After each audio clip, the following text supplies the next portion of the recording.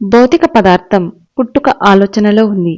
తన సృజనాత్మక మనోకల్పనా శక్తితో మొదలుపెట్టి మానవుడు అద్భుతమైన శాస్త్ర పరికరాలను, మెచ్చుకోదగ్గ భౌతిక సమాజాన్ని నిర్మించాడు.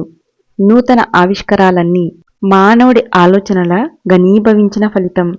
చాలామంది ఆలోచనా తలంలో ఏదో సాధిద్దామని ప్రయత్నిస్తారు. కానీ కష్టాలు ఎదురైనప్పుడు వాళ్ళు ప్రయత్నం మానేస్తారు. తమ ఆలోచనలను చాలా శక్తివంతంగా కల్పన చేసిన వాళ్ళు మాత్రమే బాహ్య రూపంలో అవి ప్రకటమయ్యేలా చేయగలిగారు. ఈ భూమి మీద ప్రతి దాని పుట్టుక దేవుడి మనస్సులోనో లేదా మానవుడి మనస్సులోనో ఉంది. నిజానికి మానవుడు మొదటి ఆలోచనను చేయలేడు. అతడు భగవంతుడి నుంచి ఆలోచనను అప్పు తెచ్చుకొని అవి రూపుకట్టడానికి పనిముట్టు కాగలడు. మీ ఆలోచనలతో ప్రయోగం చెయ్యండి. శక్తివంతమైన ఆలోచనలను మీ శరీరం మీద పనిచెయ్యనివ్వండి. మీరు కోరదగని అలవాట్లను, అదేవిధంగా వస్తున్న బాధలను జయించకుండా ఉండలేరా అన్నది చూడండి. మీరు సఫలవంతులైనప్పుడు మీ చుట్టూ ఉన్న ప్రపంచంలో కూడా మార్పు తీసుకురావడానికి మీ ఆలోచనలను ఉపయోగించండి. ఆలోచనకు భౌతిక పదార్థానికి ఉన్న సంబంధం చాలా సూక్ష్మమైనది. మీరొక చెక్క స్తంభం చూశారనుకోండి, మీ ఆలోచనా శక్తిని ఉపయోగించి ఆ స్తంభాన్ని అక్కడి నుంచి కదిలించడానికి ప్రయత్నించండి. మీరది చెయ్యలేరు. మీరు ఏం ఆలోచించినప్పటికీ ఆ స్తంభం ఇంకా అక్కడే ఉంది. అది ఇంతకు ముందు ఇంకొకరు చేసిన ఆలోచనల ఘనీభవించిన రూపం. కేవలం అది అక్కడ లేదు అని మీరు ఆలోచించినంత మాత్రాన అది అక్కడి నుంచి వెళ్ళిపోదు. అది రూపుగట్టిన ఆలోచన అని మీ చేతనలో మీరు సాక్షాత్కరించుకున్నప్పుడే దాన్ని మీరు కనపడకుండా ఉండేటట్టు చేయగలరు. అలవాట్లను, బాధను, ఇంకా ఇతరమైన వాటిని జయించడానికి మీరు చేసే ప్రయోగాల నుండి మీరు తెలుసుకునేదేమిటంటే, శరీరపు పూర్తి నమూనా, దాని అన్ని పనిచేసే విధానాలు ఆలోచన చేత నియంత్రించబడినట్లుగా మీరు అర్థం చేసుకోవడం మొదలు పెడతారు. ఈ ప్రపంచము, అందులో ఉన్న ప్రతీదీ కేవలం స్వప్నం అనే చేతనను పెంపొందించుకోవడం ద్వారా మీరు గొప్ప జ్ఞానాన్ని సమకూర్చుకోగలుగుతారు. మునుముందుగా ఈ భూమి మీద అనుభవాలను నిజంగా తీసుకోకండి. ఈ జరిగే నాటకాన్ని మానసిక తాదాత్మ్యంతో చూడడమే మన దుఃఖానికి మూల కారణం. నేను ఏ విధంగా బతకాలనుకున్నానో ఆ విధంగా బతకలేదు అని మీరు నిరంతరంగా ఆలోచిస్తుంటే మిమ్మల్ని మీరు కేవలం దుఃఖభూయిష్టం చేసుకుంటున్నారు. అంతకన్నా మంచిగా ఉండటానికి చెయ్యవలసినదంతా అత్యుత్తమంగా చెయ్యండి. ఏ విధమైన కష్టాలు వచ్చినా ఇదంతా ఒక కళ, త్వరలోనే ఇది వెళ్ళిపోతుంది అని ఎప్పుడూ ప్రతిజ్ఞ చెయ్యండి. అప్పుడు ఏ సమస్య అయినా మీకు పెద్ద కష్టం కాదు. ఈ భూమి మీద జరిగేవి ఏదైనా మిమ్మల్ని ఏ విధంగానూ హింసించలేవు.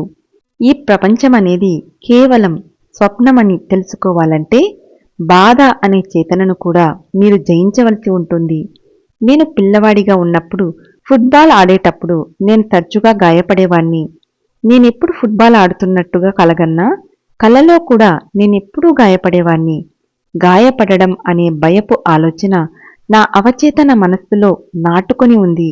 అందుకే నిద్రలో కూడా నేను స్వప్న గాయాలతో బాధపడ్డాను.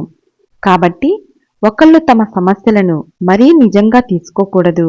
లేకుంటే అవి వాళ్ళ అవచేతన మనస్సును మసకబారుస్తాయి. ఈ జీవితమనేది స్వప్నమనే సాక్షాత్కారానికి మేలు కొలపడానికే కష్టాలు మనకి వస్తాయి. ఈ పాఠాన్ని మనందరం నేర్చుకోవాలి.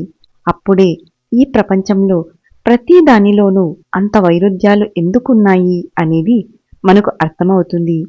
కొందరు పేదవాళ్లుగాను, కొంతమంది గొప్పవాళ్లుగాను, కొంతమంది ఆరోగ్యంగాను, కొంతమంది జబ్బుతోనూ ఎందుకున్నారో తెలుస్తుంది.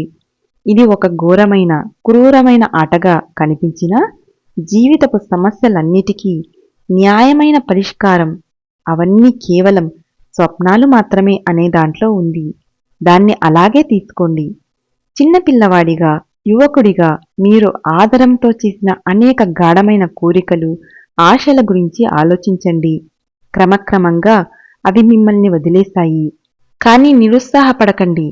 ఏది వస్తున్నా మన మనస్సులనే నాటకరంగం మీద చూపబడుతున్న భగవంతుడి కలల చిత్రంలో అది కేవలం మరొక సన్నివేశమని ఎప్పుడూ విశ్వసించండి. వివిధ రకాలుగా వినోదం పొందడానికి కలల కష్టాలు, కలల వినోదాలను మన ముందు చూడాలి.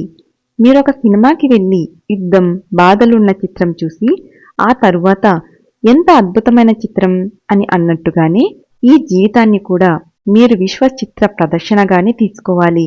మీకొచ్చే ప్రతి ఒక్క అనుభవానికి సిద్ధపడండి. అవన్నీ కలలు తప్ప మరేమీ కాదని తెలుసుకోండి. ప్రతి మానవ జీవితం ఒక నాటకంగా రూపకల్పన అయ్యింది. ప్రతిరోజు జరిగే సంఘటనలు ఈ నాటకాన్ని చిత్రిస్తాయి.